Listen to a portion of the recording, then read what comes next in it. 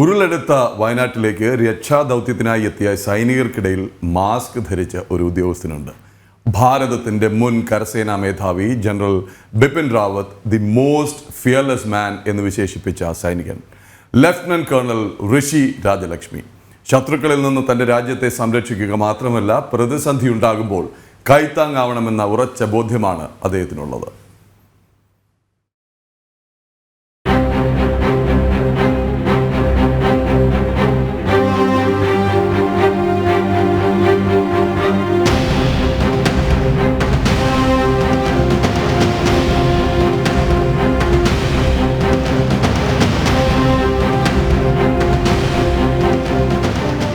രാജ്യസ്നേഹത്തിന്റെയും സമർപ്പണത്തിന്റെയും അടയാളമാണ് lieutenant colonel ഋഷി രാജലക്ഷ്മിയുടെ ഈ മുഖാവരണം.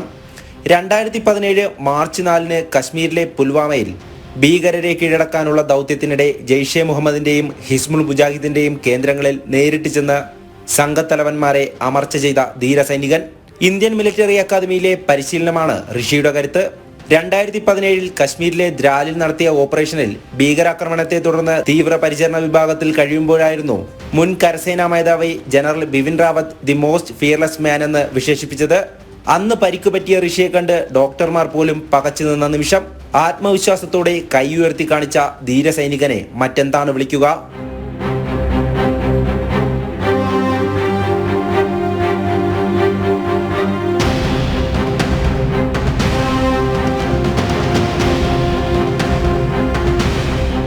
തകർന്ന മുഖം നേരെയാക്കുന്നതിന് വേണ്ടി ഇതുവരെ 23 ശസ്ത്രക്രിയയ്ക്ക് വിധേയനായി.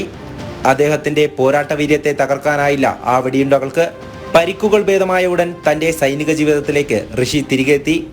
ഇന്ന് ഉരുൾപൊട്ടിയ വയനാട്ടിലേക്ക് എത്തുമ്പോൾ ജന്മനാടിന് വേണ്ടി തിരിച്ചു ചെയ്യാൻ പറ്റുന്ന സേവനമായാണ് രക്ഷാദൗത്യത്തെ അദ്ദേഹം കാണുന്നത്. ഇത്രയെങ്കിലും ചെയ്യാൻ പറ്റണം ഏതൊരു മലയാളിയെ കൊണ്ടും. പ്രാർത്ഥിക്കുന്നതിനേക്കാട്ടിലും വീട്ടിലിരുന്ന് പ്രാർത്ഥിക്കുന്നതിനേക്കാട്ടിലും എന്തുകൊണ്ടും നല്ലതാണ് ഇവിടെ വന്ന് അവരെ ഹെൽപ്പ് ചെയ്യുക എന്നുള്ളത്. ജനങ്ങൾ സുരക്ഷിതരായിരിക്കുക, പ്രതിസന്ധി ഘട്ടങ്ങളിൽ അവരോടൊപ്പം സൈന്യമുണ്ടാകുമെന്നാണ് അദ്ദേഹത്തിന്റെ വാക്കുകൾ. We are prepared. That's what I can say. Army is prepared for that. എന്ത് സേവനത്തിനും ആർമി ഉണ്ടാവും. Yes, obviously. And requested we will be there for anything. Engineering ബിരുദധാരിയായ ഋഷി KSEB ഉദ്യോഗസ്ഥനായിരുന്നു. പിന്നീട് എയർ ഇന്ത്യയിൽ ജോലി കിട്ടി. പക്ഷേ സൈനികനാകണമെന്ന അടങ്ങാത്ത അഭിനിവേശമാണ് അദ്ദേഹത്തെ ഇന്ത്യൻ ആർമിയിൽ എത്തിച്ചത്. നിലവിൽ 7 വർഷമായി പാങ്ങോട് സൈനിക കേന്ദ്രത്തിലെ ഉദ്യോഗസ്ഥനാണ് ലഫ്റ്റനന്റ് കേണൽ ഋഷി രാജലക്ഷ്മി. എം മനോജ്, ജനം, വയനാട്. രോമാഞ്ചം കൊള്ളിക്കുന്ന സ്റ്റോറി അല്ലേ മനോജിന്റെ? അതെ, അല്ല ഒരു ജോലിക്കായിരുന്നെങ്കിൽ എത്ര ഓപ്ഷൻസ് ഉണ്ടായിരുന്നു അദ്ദേഹത്തിന്. സുഖമായി തലസ്ഥാനത്ത് തന്നെ കഴിയാമായിരുന്നു തോന്നുന്നു, KSEBയിലോ അല്ലെങ്കിൽ എയർ ഇന്ത്യയിലോ ഒക്കെ.